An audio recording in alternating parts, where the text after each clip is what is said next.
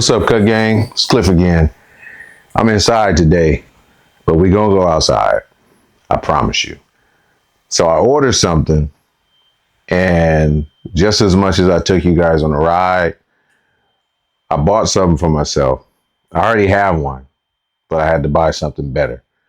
You know, we get something and then we grow out of it. And when we grow out of it, we wonder, what should I do next? Or what should I acquire next? Or what should I get next? And so with this is a useful tool for you guys. But let's dive into code scanners.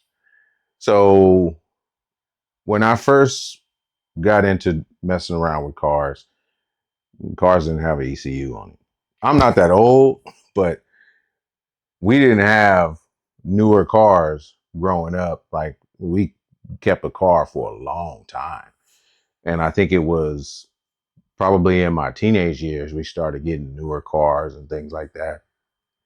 And you always would have to pay $100 for diagnostics. And I said to myself, what is it that they do that costs so much money for them to just tell you what's wrong with the car, but they don't fix it?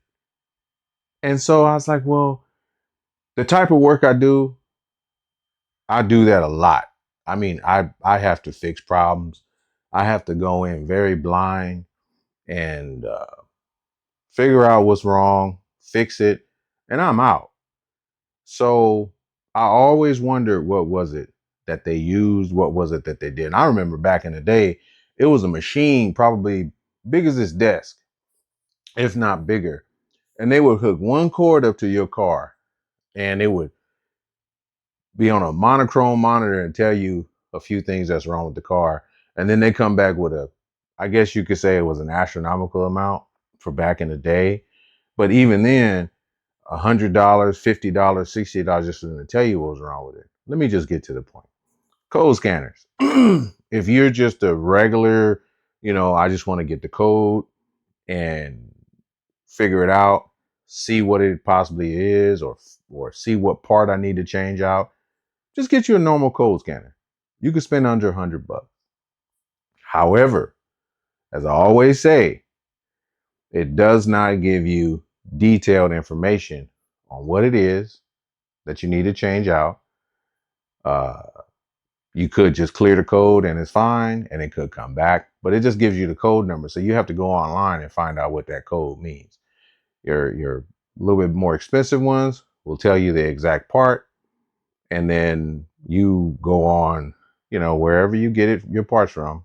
I'm not naming names, and you acquire that part and you replace it if you know where it is. So here is one of the first ones that I acquired. Now, I think I paid like $600 for this one. I mean, it does its thing, but with the BMWs and Mercedes, the newer ones, I can't change modules. And so I ran into an issue where I needed to change out a fuel pump module from my previous video. When I changed the two fuel pumps and the third one in the gas tank, I ended up having the fuel pump relay module go bad, maybe 3-4 days afterwards. And the reason why I knew that is because the car would shut off on me and the car would go into neutral instead of park. And I could start the car rolling and then continue on. It wouldn't just shut off and then just not run. So I had this, I could clear the codes, but we're going to unbox something big today. Some stuff done. And we always, when we want to get something done, we want to get it done right then and there while it's hot on our mind. So I was like, okay, it looks like it's close to home, so it shouldn't take no more than a couple of days. Man, this thing took like 2 weeks to get here. Within them 2 weeks, I was like, man, I didn't damn near forgot about it. But then I got an update saying it was going to be here on this day. So I was like, I ain't going nowhere. I'm not doing no work today. I'm not doing nothing. I'm waiting on UPS. And lo and behold, my purchase came today. Let's see what it is. Guys, I ordered one of the big dogs, the TOPDON Phoenix Plus 2. It's a code scanner, but you know, I had a little scanner right here. I could do some stuff, but man, and you guys gonna open it up with me. Mind you, I took the other packaging out. So this is like Christmas to me. Box farting, I'm taking it out. Diddy must have got to it. Let's check this out. Let the maid handle that. Ooh. So this is one of the things that I was really into, is the fact that it had Bluetooth for a receiver. We got that.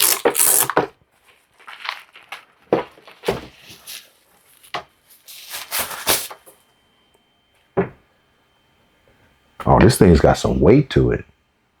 It's got a camera.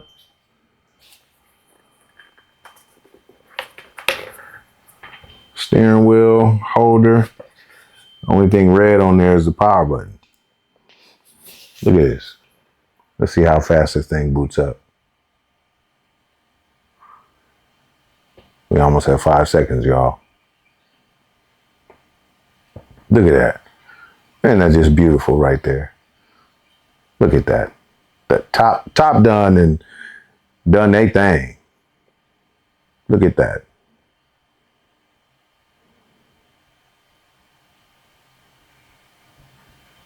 Look at that. That boot up quick. So we got scan, we got auto scan, we got service, we got updates, we got history. I can't read what that says. Feedback. We got user info, library, support, ADAS, and modules. That's one of the reasons why I made this purchase.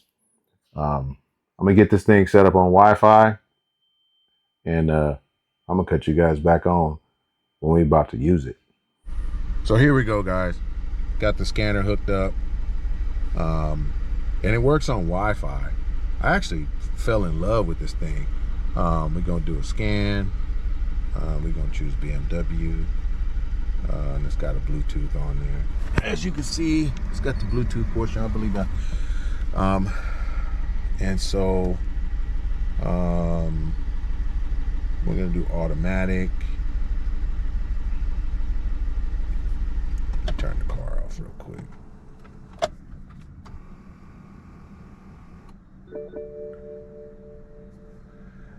Gives you the VIN number and everything.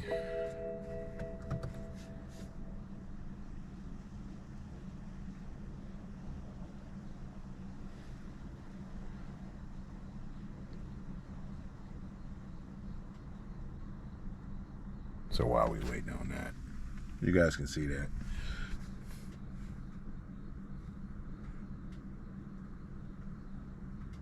So it literally scans every single module in the car. And it doesn't matter if it's BMW, Mercedes, Ford, or Chevy. They all have these modules. Some of them may not be as complex, but they're there. So with this, I'm gonna do a smart scan. As you can see, it literally just starts scanning different modules in the vehicle.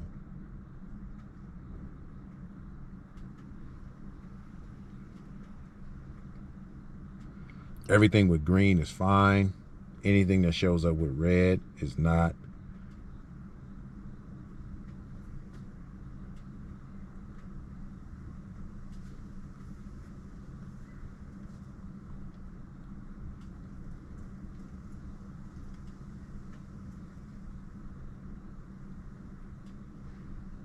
So here we go. This one's going to be the same thing because it's just that one code on it.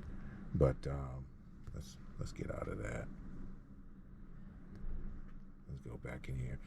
I want to show the data stream on this. And what I'll do is I'll start the car. And what I want to look at, because I've got a misfire, is I want to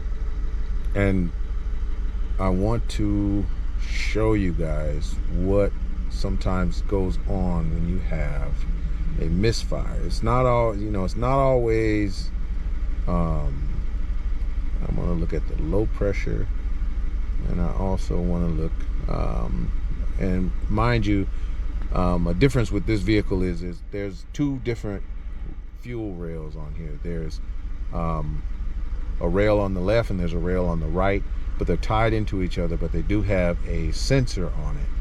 So let's look at this and let's look at the signals. We've got 99%. We've got low pressure. We've got these two, and then we've got it when it's running. And this one, we're gonna look at the graphs here, and we're gonna bring in these two together, and they should be pretty much the same. They're not quite the same. So when you look at this graph in here, you'll see the orange supersedes the blue, but then you see the blue goes up and down at different intervals. And so if you look at sometimes we, some of us need to look at the numbers, other of us need to look at something, a picture. And by me looking at the picture on this, no, I don't want to bring that in. I just want to look at this when it's running, and I want to get that out the way. So with these two numbers, there's fuel pressure 1 and rail pressure 1 and rail pressure 2. So there's two sides. So we're at the high pressure side. So looking at this tells me that there's something wrong, possibly with my high pressure rail sensors. Now I have two of those to replace them. I've already replaced the low pressure one. So let's look at the low pressure. Let's look at the low pressure side.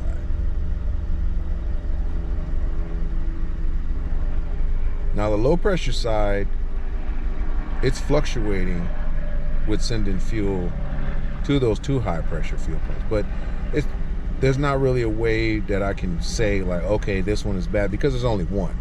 So that I can say that looks fine. So we're gonna look at these two since it's running.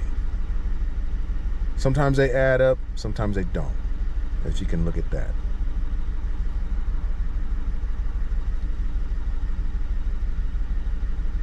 Now don't get me wrong, don't say, well, does this do something that the other one doesn't do in this aspect? The answer is no. I bought this because I wanted a bigger screen. I bought this because I wanted to code modules for the BMWs and not rely on someone else. And I wanted to dive in a little deeper by being able to, so for instance, let me show you this other tidbit on it. Since this thing has Wi-Fi on it, let's go here to this code here, and let's enter for that code, and we'll hit continue, and then we'll do read fault code, and then we can code search, and look at this. It opens up, and what does it do? It shows you YouTube, it shows you different types of websites that may have the answer for the different code that you have on here. So that's another thing that could be useful, because if you out here working on your vehicle, you don't want to go run back in the house dirty, your wife yelling at you saying you're tracking in dirt, you're greasy, you're dirty, you need a shower, and touching on stuff, and then you got to remember what you touched, and then after that you have to go and wipe that down, and you're really trying to get your car running. So that was the reason why I made the purchase. So with that being said, I'm going to end this, and we are going to do another video on changing out those two high pressure fuel pump sensors. They're not easy. They're like way down in the engine, but you can't see the driver's side, you can see the passenger side.